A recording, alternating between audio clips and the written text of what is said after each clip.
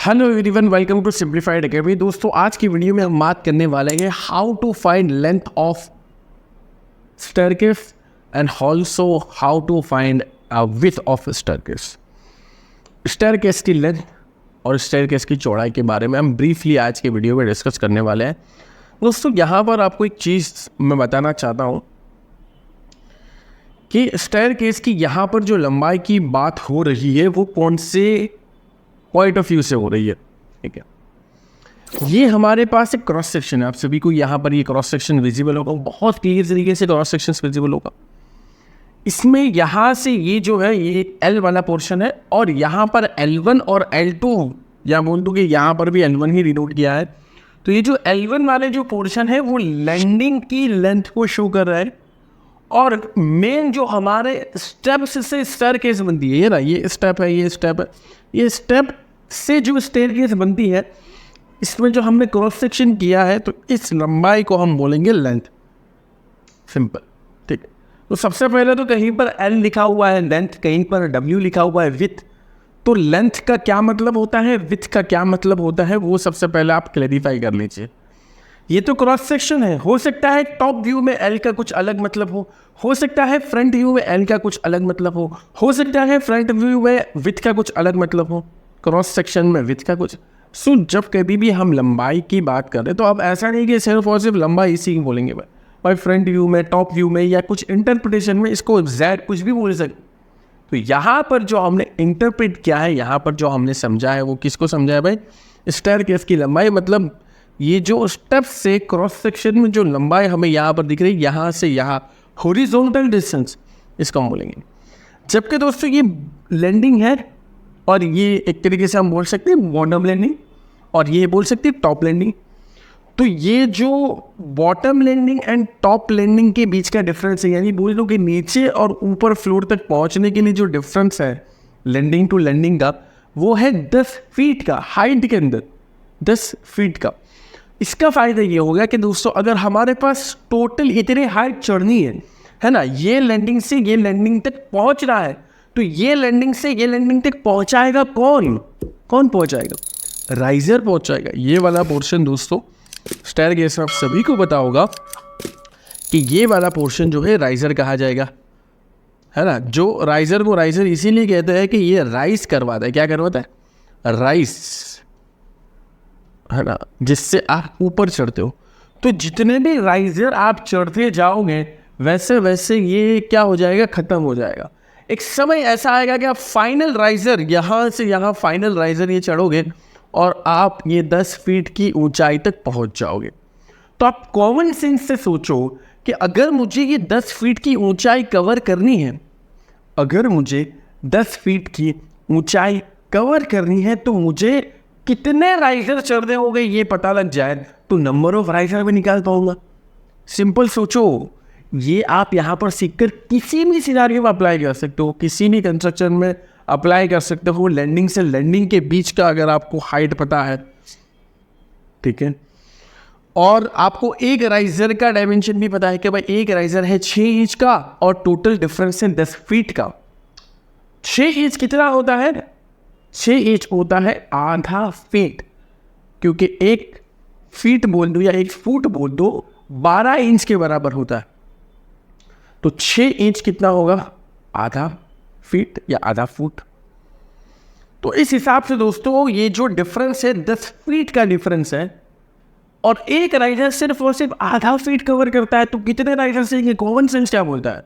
सोचो, फिर से मैं बोल रहा हूँ, कॉमन सेंस ही है कंस्ट्रक्शन के अंदर। यार कंस्ट्रक्शन में अगर आपने कॉमन सेंस से सोचना स्टार्ट कर दिया तो आपकी बहुत सारी क्वांटिटीज आराम से कैलकुलेट हो जाएंगी, बहुत सारे प्रॉब्लम आराम से सॉल्व हो जाएंगे। कॉमन सेंस से सोचना ही है, ये बहुत इंपॉर्टेंट बात बोल रहा हूँ। कंस्ट्रक्शन के अंदर आपको कॉमन सेंस से सोचना है। तो मैं ये बोल रहा हूँ कि भाई 10 फीट की टोटल हाइट है, उसमें से एक राइजर आधा फीट कवर करता है, तो पूरे 10 फीट कवर करने के लिए कितने राइजर चाहिए, है ना, समझ रहे हो? 1 फीट को कवर करने के लिए कितने राइजर चाहिए? 2, है ना। 2 फीट को कवर करने के लिए 4, 3 फीट को कवर करने के लिए 6, 4 फीट को कवर करने के लिए 8, 5 फीट को कवर करने के लिए 10। तो ऐसे 10 फीट है, उसको कवर करने के लिए 20 राइजर जाएंगे। ये कॉमन सेंस से बता दिया। और मैथमेटिकली भी अगर हम देखें तो नंबर ऑफ राइजर बहुत आसानी से हम कैसे निकालेंगे दोस्तों, मैथमेटिकली निकालेंगे। अगर मैथमेटिकली फॉर्मूला में इसको बता रहा हो तो number of riser is equal to height of the floor, या बोल दो कि difference between the height of the landing, दो लैंडिंग के बीच का, divided by height of riser. एक राइजर की आपके पास डायमेंशन है वर्टिकली, तो 10 फीट की दूरी है इस वाले लैंडिंग से इस वाले लैंडिंग के बीच में। सो ये हो जाएगी टोटल हाइट डिवाइड बाय एक राइजर की हाइट, आधा फीट 6 इंच कितना होता है, आधा फीट। तो आधे के लिए हम 0.5 लिख सकते हैं। 0.5 मतलब क्या हो जाएगा, 1 डिवाइड बाई 2, 2 ऊपर जाएगा, 10 से 2 मल्टीप्लाई करेंगे तो 20। तो 20 राइजर हमें यहाँ पर मिल चुका। नंबर ऑफ ट्रेड की बात करें दोस्तों, तो नंबर ऑफ ट्रेड का एक बहुत सिंपल और साधारण सा फॉर्मूला है कि नंबर ऑफ ट्रेड ये राइजर से एक कम होती। देखो एक स्टेप को बनने में, यहां पर फोकस करिए दोस्तों, ये है एक स्टेप, ठीक है, आप सभी को बहुत क्लियर तरीके से दिख रहा होगा। ये एक स्टेप को बनने में क्या क्या लगता है, राइजर और ट्रेड। तो एक स्टेप को बनने में एक क्या लगेगा, राइजर लगेगा और एक ट्रेड लगेगा। सब लोग इस बात से इत्तेफाक रखते कि नहीं रखते कि भाई अगर किसी भी स्टेप को बनाना हो, किसी भी स्टेप को बनाना हो तो एक ट्रेड लग जाएगा और एक राइजर लग जाएगा, उसके बिना स्टेप नहीं बनेगा ना। यानी मेरे पास जितने स्टेप्स हो गए उतनी राइजर और उतनी ट्रेड होनी चाहिए। जितने स्टेप्स हो गए तो मेरे पास नंबर ऑफ राइजर है, तो नंबर ऑफ ट्रेड भी आप क्या बोल सकते हो, एकदम कॉमन सेंस से सोचे तो एक स्टेप को बनने में राइजर और ट्रेड लगता है। और अगर मैंने राइजर निकाल लिया तो मेरे पास ट्रेड का भी आंकड़ा निकल जाएगा ना। अभी पहले इतना सोचो, तो आप बोला कि जी हाँ सर, आपने बोला कि एक स्टेप को बनने में राइजर और ट्रेड चाहिए, अगर राइजर पता है तो ट्रेड भी पता चल जाएगा। यानी अभी आपने जो सोचने को कहा उस सोचने के हिसाब से हम ये बोल सकते हैं कि भाई अगर 20 राइजर है तो 20 ट्रेड नहीं होंगे अप्रोक्सीमेटली।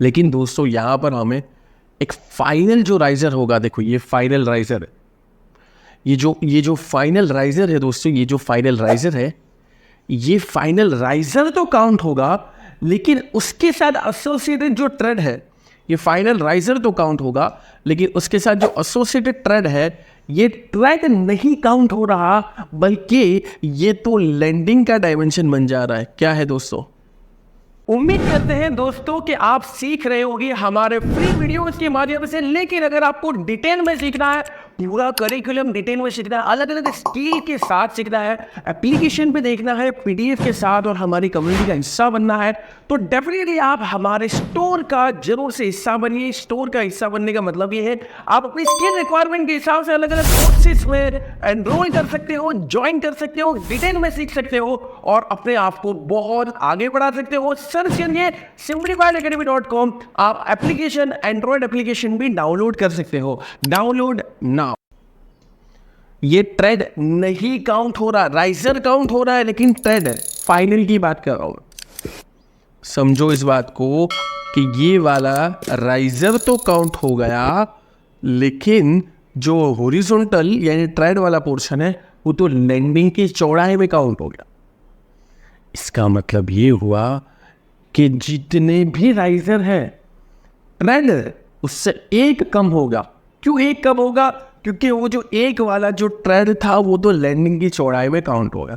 इसलिए आसान भाषा में दोस्तों मैथमेटिक्स, मैंने आपको लॉजिक समझा दिया ना, बस उसी को मैथमेटिक्स में अप्लाई कर दो। मैंने आपको लॉजिक समझा दिया, उसी को दोस्तों अगर मैथमेटिक्स में अप्लाई करेंगे तो हम यहाँ पर ये वाला फॉर्मूला लिख सकते हैं कि number of tread is equal to number of tread is equal to number of tread is equal to number of riser -1। Number of tread is equal to number of riser -1। Number of tread is equal to number of riser -1। कि कितने riser है, 20 riser है, एक minus करेंगे तो 19 यहाँ पर क्या हो जाएंगे, 19 यहाँ पर ट्रेड हो जाएगा।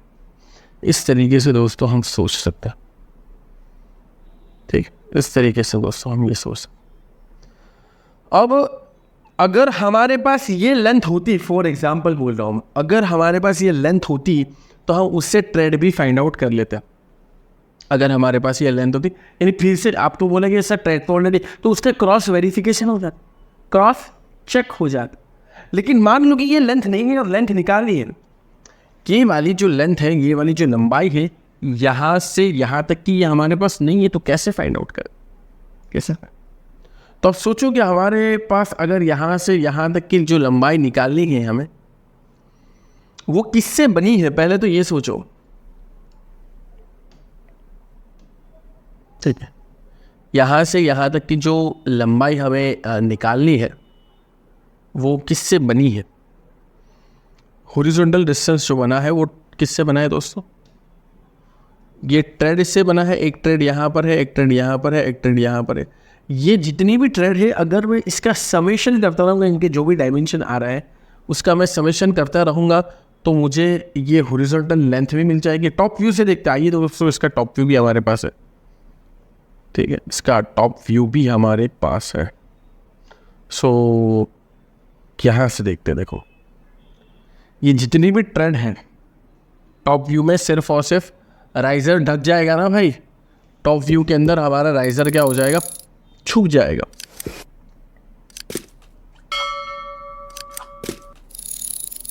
ठीक, तो टॉप व्यू में सिर्फ और सिर्फ हमें लंबाई वाला जो पोर्शन एक्स्ट्रा, उसको टॉप व्यू से एनालिसिस करो तो सिर्फ और सिर्फ आपको ये वाला डायरेक्शन दिखेगा, ये ट्रेड वाला दिखेगा, ट्रेड वाला पोर्शन दिखेगा, ट्रेड वाला पोर्शन दिखेगा, ट्रेड वाला पोर्शन दिखेगा।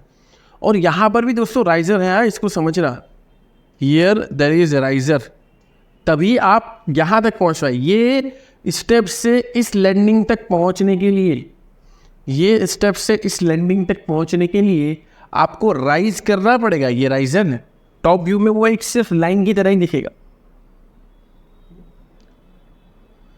फिर यहाँ पर दोस्तों ट्रेड नहीं है क्योंकि वो लैंडिंग के अंदर अकाउंट हो चुका है। तो अगर मुझे ये लंबाई निकालनी है तो जितने भी मेरे पास ट्रेड है सबके डायमेंशन का समेशन करना पड़ेगा।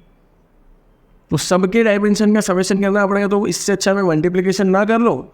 यानी आसान भाषा में मैं तुमको बोलना चाहूँ तो 11 इंच की क्या है, ट्रेड है, तो 11 एक बार लिखूँ, फिर 11 दो बार लिखूँ, 11 तीन बार लिखूँ, 11 चार बार लिखूँ, ऐसा कितनी बार लिखना पड़ेगा मुझे? 11 को कितनी बार समेशन करना पड़ेगा? 19 बार। क्यों? क्योंकि 19 ट्रेड है। तो मैं सीधा 11 अगर कॉमन निकाल लूँ तो क्या बचेगा सबके अंदर? 1 + 1 + 1 + 1 + 1। ऐसा कब तक होगा? ये सब 1 को जोड़ दूंगा तो क्या बनेगा? 19 बन जाएगा ना, क्योंकि 19 बार करना है। तो 19 × 11, 11 क्या है? इंच। अब इंच को फुट में कन्वर्ट करना है तो भाई क्या करना पड़ेगा? /12 करना पड़ेगा। तो आसान भाषा में दोस्तों हम अगर इसको सॉल्व करें तो 11 इंच है तो उसको फीट में कन्वर्ट करने के लिए 11 / 12, तो आंसर क्या आ जाएगा? कैलकुलेट कर लीजिए। 17 पॉइंट समथिंग आ रहा है, नहीं आ रहा भाई? 17.416। और ये किस में होगा फिर? फीट के अंदर, क्योंकि ऑलरेडी इतने फीट ये वाली लंबाई हो जाएंगे। और इसमें लैंडिंग की लंबाई को जोड़ देंगे तो वो जो एल का परसेप्शन मैंने आपको शुरुआत में बताया था, 4 फीट की लैंडिंग है एक तरफ की, तो एल का जो परसेप्शन मैंने आपको बताया था, ये लैंडिंग और ये, तो एल का जो मैंने आपको परसेप्शन बताया था वो आपका यहाँ पर फुलफिल हो जाएगा। ठीक है, एल का जो मैंने आपको परसेप्शन बताया था ये टोटल है 17.416 बोल दो, 415 बोल दो, ठीक है चलेगा, 17.5 बोल दो, और 4, तो 17.5 और 4 कितने हो जाएंगे भाई? 21.5। ठीक है, आ गया 11.415। विथ की बात करें दोस्तों तो विथ 3.5 फीट का यहाँ पर है, यहाँ पर भी है 3.5 फीट का। इन दोनों को जोड़ना ही है, लेकिन बीच वाला जो पोर्शन है उसको मत भूल जाना भाई। ये जो बीच वाला पोर्शन है इसको मत भूलना। बीच वाला पोर्शन कितना है? 0.65 फीट का। तो 3.5 फीट 3.5 फीट प्लस 0.65 फीट कितना हो जाएगा? तो इस तरीके से हम 7.65, तो 7.65 फीट की चौड़ाई इस तरीके से। ये बेसिक मैंने आपको कैलकुलेशन बता दिया यार, इस तरीके से आपको डील करना होता है बेसिक डायमेंशंस को, खास करके ड्राइंग वगैरह को आपको रीड करना आना चाहिए। खास करके मैं आपको ये बताना चाहता हूँ कि बीबीएस और क्वांटिटी सर्विंग में जितने भी हमारे लेक्चर है, मैं जेन्युइनली बता रहा हूँ, बीबीएस के सारे लेक्चर्स का एक बहुत अच्छे से नोट्स बनाइए, अच्छा टाइटल दीजिए, अच्छा नोट्स बनाइए। क्वांटिटी सर्विंग के जितने भी लेक्चर्स है सबका अच्छा टाइटल, अच्छा नोट्स बनाइए। बहुत सारे डिजिटल नोट्स हम प्रोवाइड कर भी देते हैं, लेकिन आप अपने खुद के बनाओ, जैसा कि मैं हमेशा सोचना, इसका फ़ायदा ही आपको डिफरेंस दिखेगा। मतलब मैं ऐसा नहीं बोलता हूँ कि आज अगर आपने आज एक दिन में नोट्स बनती भी नहीं है और एक दिन में सब कुछ समझा भी नहीं जा सकता, लेकिन अगर आप ये प्रैक्टिस करते रहे, रोज एक लेक्चर एक नोट्स, एक लेक्चर एक नोट्स, ऐसा अगर आपने 6 से 8 महीने करे और साइड पर जाकर उसी थॉट को, उसी चीज़ को अप्लाई किया प्रॉपर तरीके से, ह्यूज डिफरेंस आपको दिखेगा अपनी कैलकुलेशन के अंदर, अपनी अंडरस्टैंडिंग के अंदर, अपनी लर्निंग के अंदर, अपनी स्किल्स के अंदर। बहुत अच्छा डिफरेंस आपको देखने को मिल सकता है। उम्मीद करता हूँ कि आप सीख पा रहे होंगे बहुत वैल्यूएबल चीज़ें हमारे साथ सिंप्लीफाइड एकेडमी के साथ। मिलते हैं दोस्तों नेक्स्ट सेशन में। Goodbye, take care. उम्मीद करते हैं दोस्तों कि आप सीख रहे होंगे हमारे फ्री वीडियोस के माध्यम से, लेकिन अगर आपको डिटेल में सीखना है, पूरा करिकुलम डिटेल में सीखना है, अलग अलग स्किल के साथ सीखना है, एप्लीकेशन पे देखना है, पीडीएफ के साथ और हमारी कम्युनिटी का हिस्सा बनना है, तो डेफिनेटली आप हमारे स्टोर का जरूर से हिस्सा बनिए। स्टोर का हिस्सा बनने का मतलब ये है आप अपनी स्किल रिक्वायरमेंट के हिसाब से अलग अलग कोर्सेज में एनरोल कर सकते हो, ज्वाइन कर सकते हो, डिटेल में सीख सकते हो और अपने आप को बहुत आगे बढ़ा सकते हो। सर्च करिए simplifiedacademy.com। आप एप्लीकेशन, एंड्रॉयड एप्लीकेशन भी डाउनलोड कर सकते हो। Download now.